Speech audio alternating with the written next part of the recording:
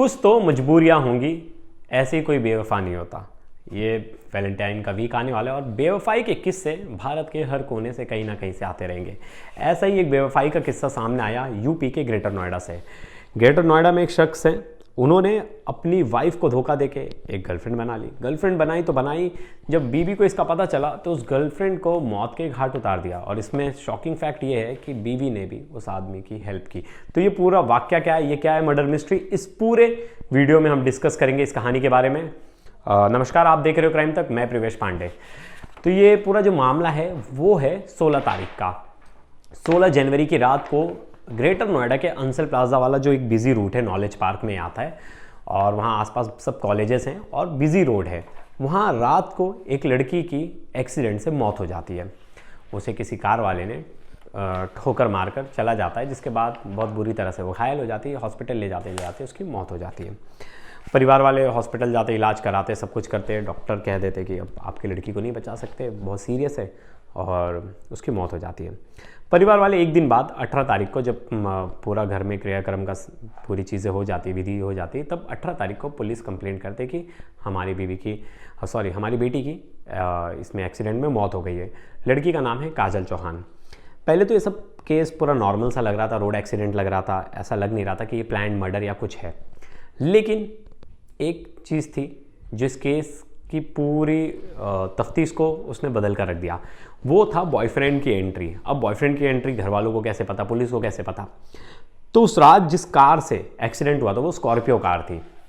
Scorpio car से accident हुआ तो स्कॉर्पियो मालिक का जब इंफॉर्मेशन निकाली गई, स्कॉर्पियो मालिक का देखा गया कोई लिंक तो नहीं है, तो पता चला ये बंदा तो लड़की से बात करता था। लड़की की लास्ट कॉल देखी गई तो लास्ट कॉल उसी स्कॉर्पियो मालिक की थी जो वहाँ उस रात था और उसी ने अपनी गाड़ी से ठोका था। सीसीटीवी फुटेज निकला, क्योंकि आसपास बहुत सारे सीसीटीवी फुटेज थे, उसमें से गाड़ी मालिक का नंबर निकाल लिया गया कि किसकी गाड़ी है और पता चल गया। तो वो जो बंदा था उसका नाम था शिव पांडे। शिव पांडे वैसे तो ये रहने वाले सुल्तानपुर के, लेकिन ग्रेटर नोएडा में बसे थे और ये बहुत सालों से रह रहे थे, बिजनेस पानी भी ठीक ठाक चल रहा था। अपनी स्कॉर्पियो से इसने ठोक दिया था। तो पुलिस को कहीं ना कहीं शक हुआ कि इसमें कुछ तो लोचा है, ये एक दूसरे को जानते हैं और एक्सीडेंट हुआ है तो ये बड़ा नॉर्मल सा नहीं लग रहा है। और उस समय उस लड़की को कोई काम नहीं था तो वहाँ उस रोड पे क्यों रुकी थी वो? घर वालों ने भी कोई काम नहीं बताया था, ना किसी दोस्त यार किसी ने, नहीं लास्ट कॉल किसकी थी। तो पुलिस को थोड़ा सा शक गहरा है। पुलिस ने सख्ती से पूछताछ की कि तुम इसे कैसे जानते हो। तो ये जो बंदा था ये पहले तो पुलिस को बरगलाने लगा कि यहाँ वहाँ की बातें करने लगा। पुलिस ने थोड़ा सा टाइट हिसाब किताब रखा तो इसने बताना शुरू कर दिया।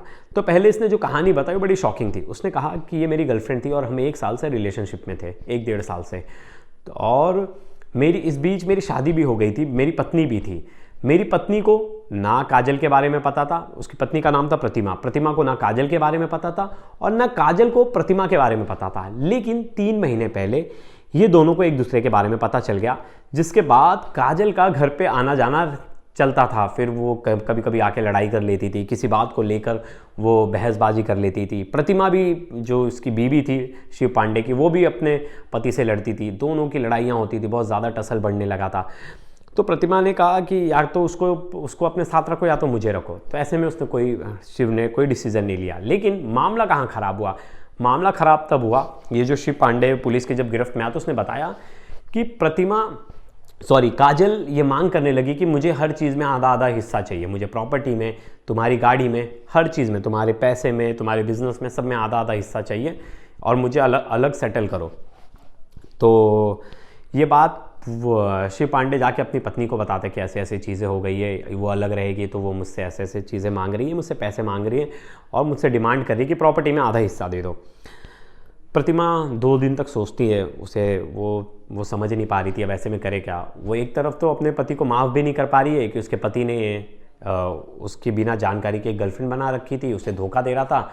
मतलब धोखेबाजी पति था कि एक तरफ अपनी गर्लफ्रेंड को भी धोखा दे रहा है, एक तरफ अपनी पत्नी को भी धोखा दे रहा है। लेकिन हुआ क्या, पत्नी थी वो राज़ी हो गई पति के साथ एक प्लानिंग में। वो प्लानिंग थी प्रतिमा और शिव के साथ मिलके काजल का मर्डर करना। अब ये काजल को ऐसे घर पे बुला के तो मार नहीं सकते थे, फिर पकड़ा जाते। तो इन्होंने कहा कि एक्सीडेंट करते जिससे ये मर्डर पता नहीं चलेगा कि किसी ने मर्डर किया है।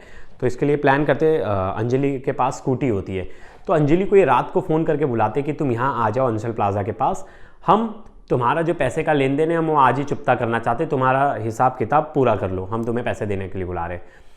अब अंजलि आ जाती इनकी बात सुनकर, और ये अपनी स्कॉर्पियो से, वाइट स्कॉर्पियो से बड़ी तेज़ी से उसे ठोकर मारते हैं। ठोकर मारने के बाद कई दूर तक ये घसीटते हुए लेकर जाते हैं और वो वहाँ से फ़रार हो जाते हैं उसे ठोकने के बाद। लेकिन वो एक चीज़ भूल जाते हैं कि आसपास बहुत सारे सीसीटीवी कैमराज हैं, सीसीटीवी कैमरा में इनकी फुटेज कहीं ना कहीं आ जाएगी, जिसके बाद इनका बच पाना मुश्किल है। लेकिन इन्हें लगा रात का समय और ऐसी चीज़ें तो होना बहुत मुश्किल है, तो ये सोचे कि इनका कोई कुछ बिगाड़ नहीं पाएगा। लेकिन वही था, पुलिस ने पकड़ लिया, डीसीपी ने पूरा केस सॉल्व कर लिया वहाँ की पुलिस ने, और इसके बाद इन दोनों को सलाखों के पीछे, मियाँ बीवी दोनों को सलाखों के पीछे भेज दिया। पहले ये केस रजिस्टर्ड हुआ था एक्सीडेंट की धाराओं में, फिर इसके बाद रजिस्टर्ड हो गया हत्या की धारा में। अब दोनों जेल में, और मुझे नहीं लगता अब छूटेंगे। लेकिन ये सबके लिए सबक है ये खबर कि कभी ना कभी तो चीज़ें सामने आएंगी। अगर आप अपने पार्टनर को धोखा दे रहे हो, आप उनसे बेवफाई कर रहे हो, तो चीज़ें निकल कर सामने आएंगी, और उस समय आप उस स्थिति में नहीं होगे कि आप उन दोनों चीज़ों को संभाल पाओ। तो इसका मतलब ये नहीं कि आप कुछ ऐसे कदम उठा लो। सिंपल सा सवाल है, अगर आपकी पत्नी से नहीं जम रहा तो उससे डिवोर्स ले लो, या तो गर्लफ्रेंड से नहीं जम रहा तो उससे ब्रेकअप कर लो। लेकिन क्राइम की तरफ तो बिल्कुल भाई नहीं बढ़ो। और वैलेंटाइन का वीक है तो हम ऐसे ही बेवफाई की खबर कवर करते रहेंगे, कोई भी ऐसी खबर आई तो आप तक लाते रहेंगे। और जाते जाते हम डीसीपी की बाइट सुनते हैं कि डीसीपी ने इस पूरे केस में क्या बताया था। का मुकदमा पंजीकृत हुआ था, जिसमें जो मृतका थी उनका नाम काजल था, और एक्सीडेंट में मुकदमा परिजनों द्वारा तहरीर दी गई थी, उसमें लिखा गया था। इसमें एक्सीडेंट जब ये लिखा गया तो हमें कुछ क्लूज मिले, और कुछ जो हमें इन्फॉर्मर्स हैं उनकी सूचना मिली कि इसको हम एक अन्य एंगल, मर्डर के एंगल से भी इसमें इन्वेस्टिगेशन की जाए। जब उसमें मर्डर के एंगल से इन्वेस्टिगेशन ACP1 और SHO नॉलेज पार्क की टीम द्वारा उसमें करी गई, तो उसमें कुछ अन्य तथ्य जो है प्रकाश में आए। जो एक्सीडेंट में प्रयुक्त कार थी वो एक ब्लैक स्कॉर्पियो थी, और वो एक व्यक्ति है शिव पांडे, उसके नाम पे वो रजिस्टर्ड थी, वो उसका मालिक था। और उसमें ये पता चला कि शिव पांडे और जो मृतका है ये दोनों आपस में रिलेशनशिप में थे। लगभग 1 साल से पहले एक कंपनी में मार्केटिंग का काम करते थे, जहाँ से दोनों रिलेशनशिप में आए थे। शिव पांडे मैरिड है, उसकी पत्नी है वो हाउसवाइफ है, और उसने ये बात अपनी पत्नी को नहीं बताई थी, और अपने मैरिड होने की बात जो इनकी रिलेशनशिप में जिसके साथ थे उसको भी नहीं बताई थी। लगभग 2 महीने पहले जो है इनको पता चला कि शिव पांडे इस तरह से काजल के साथ रिलेशनशिप में है, और तीनों लोगों के बीच में डिस्प्यूट शुरू हुआ। इस डिस्प्यूट के सेटलमेंट को लेके जो काजल है बार बार इनके घर पे जाती थी, और उसको लेके इनके आपस में काफ़ी बार मनमुटाव हुआ था, डिस्प्यूट्स हुए थे। और उसमें एक सेटलमेंट की बात चल रही थी, जिसमें काजल ने कहा था कि कुछ प्रॉपर्टी या कुछ अन्य चीज़ वो है वो काजल को दी जाए। एक दिन इसी वजह से इन दोनों ने, हस्बैंड वाइफ ने, काजल का मर्डर करने का प्लान बनाया, और इस तरह से प्लान बनाया कि वो एक एक्सीडेंट लगे। उन्होंने जब ये एक्सीडेंट हुआ 18 तारीख को, तो काजल को बुलाया तुगलपुर के आगे सर्विस लेन पे, जहाँ पे उससे वेट करने के लिए कहा। और जब वो वहाँ पे वेट कर रही तो पीछे से कार तेज़ स्पीड से लाके काजल का एक्सीडेंट कर दिया, जिसमें उसकी मृत्यु हो गई। तो ये एक्सीडेंट की धाराओं में लिखा गया था, लेकिन जैसे फिर फैक्ट्स डेवलप हुए और इन्वेस्टिगेशन में आगे बढ़ी, इसमें तरमीम किया गया है इसको मर्डर में। दोनों ये हस्बैंड वाइफ, और घटना में प्रयुक्त कार बरामद हो चुकी है। ये मूल रूप से सुल्तानपुर के रहने वाले हैं। यहाँ पे सेक्टर 110 में इनका घर था। दोनों को गिरफ्तार करके जेल भेजा जा रहा है। अग्रिम विधिक कार्रवाई इसमें प्रचलित है। महिला भी गाड़ी के आपने सुना डीसीपी की बाइट, और ये थी आज की बेवफाई की खबर। ऐसी दिलचस्प खबरें लाते रहेंगे क्राइम की और दुनिया की। तब तक के लिए देखते रहिए क्राइम तक। नमस्कार।